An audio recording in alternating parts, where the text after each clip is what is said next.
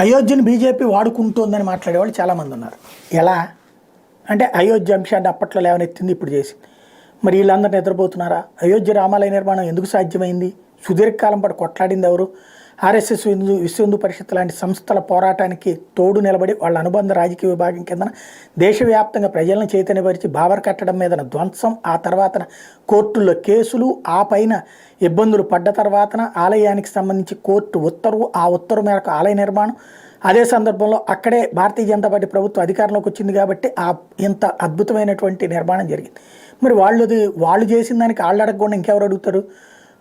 ప్రాణాలైనా అర్పిస్తాం, రామ మందిరం నిర్మిస్తాం అన్నటువంటి నినాదాలు చేసుకొచ్చిన వాళ్ళు కరసేవకులు చనిపోవడం దగ్గర నుంచి భారతీయ జనతా పార్టీ వాళ్ళు దశాబ్దాల తరబడి కొట్లాడినటువంటి, శతాబ్దాల క్రితం ధ్వంసమైనటువంటి ఆలయ పునర్నిర్మాణానికి దశాబ్దాలుగా కొట్లాడి రాజకీయ పరంగా సాధించిన తర్వాత వాళ్ళకి అడిగే హక్కు ఉండదా? దాంట్లో మాట్లాడే హక్కు ఉండదా?